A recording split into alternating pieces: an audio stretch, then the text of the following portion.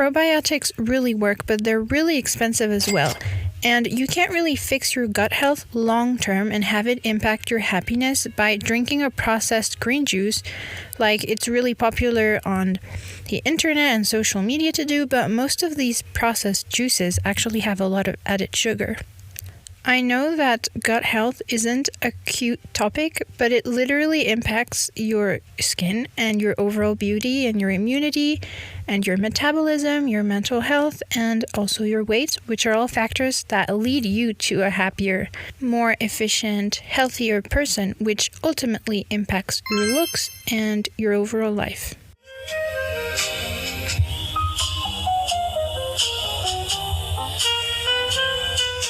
It's Nova, and you're listening to the Supernova Shift podcast.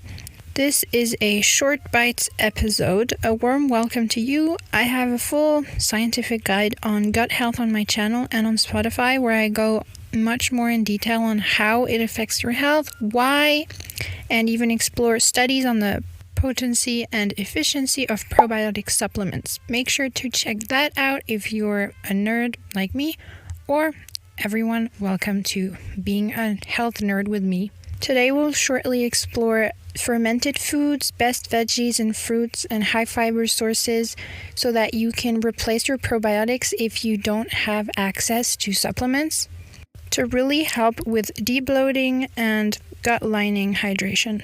Section 1 is fermented foods and why they work. Fermented foods contain probiotics, which are live microorganisms that populate your intestines with beneficial bacteria. These bacteria improve digestion, strengthen the gut barrier, and regulate inflammation, which is the body's natural response to aggressions like infections. This is why gut health is so important for immune system. They also play a crucial role in producing neurotransmitters like serotonin and GABA, GABA, directly influencing mood and mental well-being. Simply put, GABA is a neurotransmitter that helps calm down the brain for stress management as well as sleep. Eating fermented foods goes way past just having a flat stomach. You'll want to eat kimchi, which is a fermented spicy cabbage that you can find in Korea if you ever went there.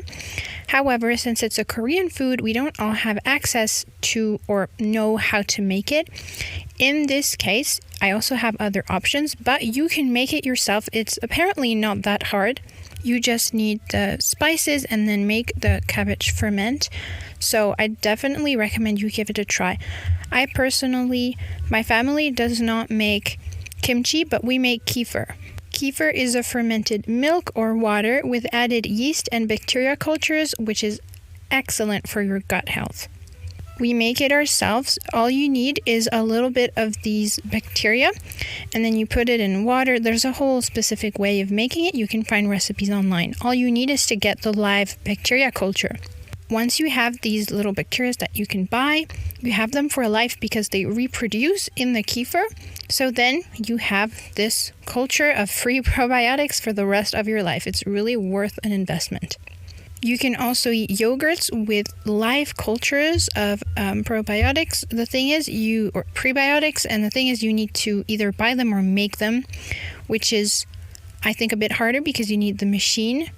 Another thing that's more common in Europe and the United States that you can have access to is sauerkraut because it has fiber and vitamins, probiotics, and antioxidants. Fun fact, actually, I read that a long time ago. I don't know if it's true, but apparently gladiators in Roman times used to eat that to fight better.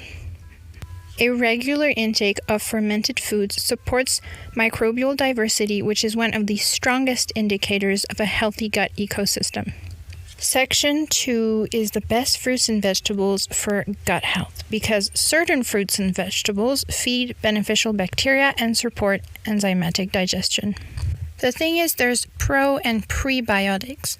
Probiotics are live beneficial bacteria that are found in fermented foods and some supplements. Like if you don't have access to supplements, you can eat or drink the examples that I give with the yogurt and the kefir and the kimchi and the sauerkraut. Since these are fermented, they have those live cultures. But then you have prebiotics, and these are fibers that feed these bacteria and help them work. These type of prebiotics, aka fibers, you find them in specific vegetables and fruits that contain more of them. And enzymatic digestion is basically a complicated term to refer to the process where enzymes are going to break down complex food molecules into simpler substances so they can be absorbed by your body in your intestines. Papaya is a huge one. It's really powerful. It contains papain, which is a natural enzyme that helps break down proteins and reduce bloating. The thing is, I don't like papaya. So you have a lot of other choices that are out there that are also more accessible because papaya is kind of a tropical fruit. But you have bananas, which are rich in prebiotic fibers that feed good bacteria. If with your morning oatmeal and kefir, let's say you eat a banana, I promise you will go to the bathroom in the next 10 minutes. Then there's berries that are packed with antioxidants and polyphenols that reduce inflammation in the gut lining. You can find polyphenols in, for example, red wine, dark chocolate, tea. They're antioxidants that prevent cellular damage. Leafy greens like spinach and kale are high in magnesium and fiber, and both essential for bowel movements. Having fresh or frozen spinach in your fridge is very, very practical because you can easily incorporate them in meals without even noticing and trick yourself into eating it. For example, I technically don't like spinach, but I put it in all my foods and I don't even feel it. Like, for example, this morning I put a bunch of spinach in my eggs. You can put it on toast. Like if you make grilled cheese, for example, a very American thing, you can put spinach in there and you won't even notice it when you eat it. Doesn't have that much flavor. It's not overpowering at all.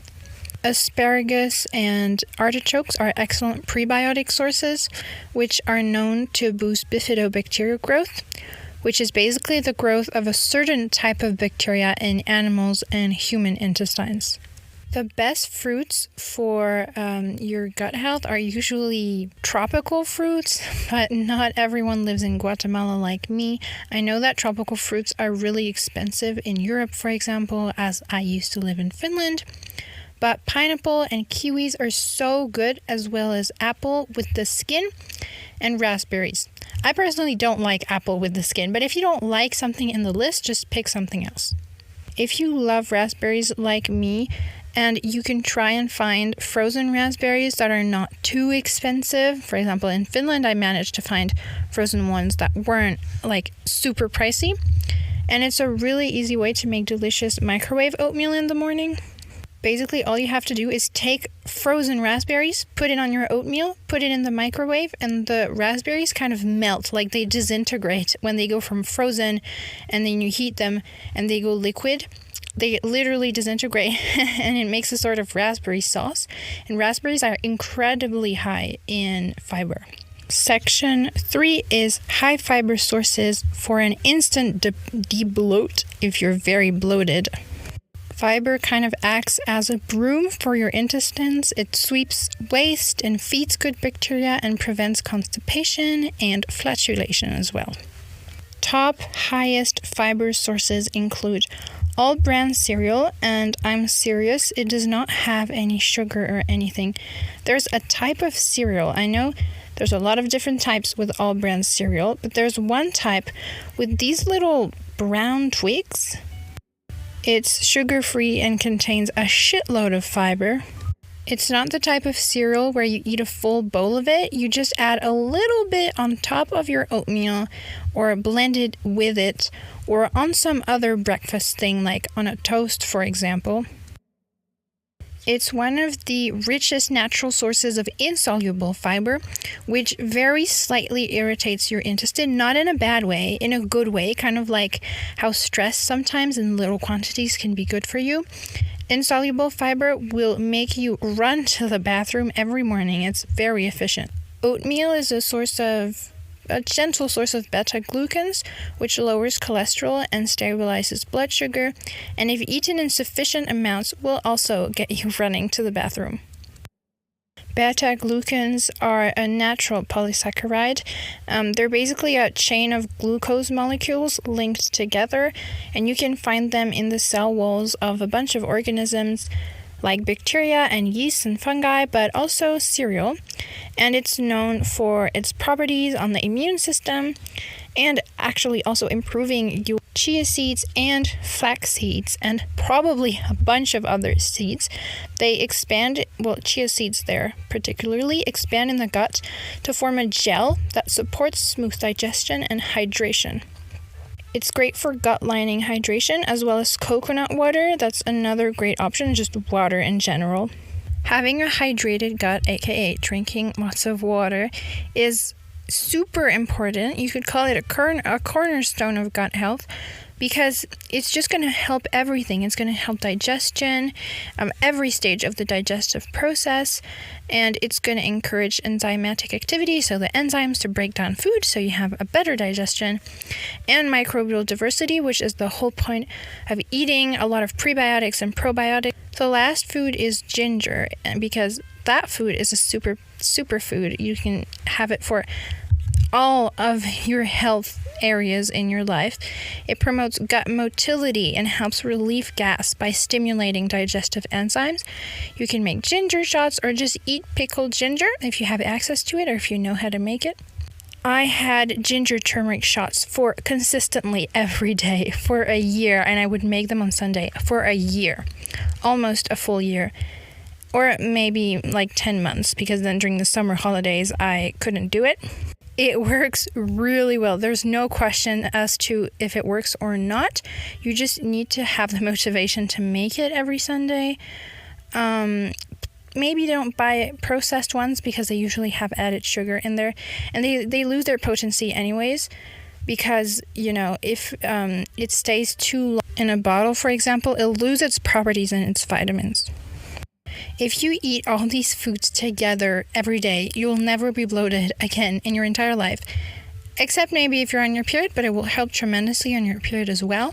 And your healed gut will make all the other things it influences better. Gut health is just a pillar of health. It's a big pillar. And to some people, it might seem super simple, like, what are you talking about? We all know this. But some people actually don't know it. Like I know in my high school, 99% of people have the crappiest gut health in the universe and poop like once a week. Section 4 is olive oil and coconut water for gut hydration. And I already talked about gut hydration, but it's often really overlooked, even though it's crucial for microbial health and digestion. Extra virgin olive oil supports the gut lining with polyphenols and healthy monosaturated fats that reduce inflammation. It also stimulates bowel production and improves fat digestion. That's why in the Mediterranean diet, they eat so much olive oil and yet they lose weight, because olive oil is so good for you in many, many aspects, including gut health. Now, at some point, I used to take olive oil shots in the morning, where I would just take a spoonful of it. Some people don't agree with that. I mean, you can also put it on your meals with your food, but some people don't like the taste of that. There's also been evidence, apparently, that olive oil can help relieve cramps during your period. So, another thing to encourage you to have it. If you cook with olive oil, the thing is, when you heat it, even though it resists really well to being heated and it doesn't break down, it still loses a bunch of its properties when it's heated. Coconut oil provides electrolytes like potassium and magnesium, and that maintains hydration within the intestinal walls and supports smoother digestion and nutrient absorption, like we said before. And these two together really help maintain a healthy, well-hydrated gut environment, which is crucial for nutrient transport and detoxification. You made it to the end of this episode. So my final note is that by combining these elements, so fermented foods, enzyme-rich fruits and veggies, high-fiber staples, and gut-hydrating oils and water, you create a foundation for long-term digestive health, which ultimately will help with clearing your skin and balancing your hormones and better mental well-being as well as sleep. You'll thank me later because I've eaten combinations and alterations of gut-healing fruits, oatmeal ginger shots, and all bran for breakfast, and kefir, and I've tried so many things and so many baked oats and chia seeds and all sorts of seeds. I've experimented for 2 years on this, and I've eaten like so many imaginable foods for gut health. I'm really telling you, it's impossible to be bloated in the morning because I'll flush every existing thing that is inside my intestine. Thank you for listening to this episode. Remember that it is available on both Spotify and YouTube. The music for this video was from Retro Radio. You can check them out on YouTube. You can also find me on Instagram at the Supernova Shift Podcast, and I'll see you next Monday for a brand new episode.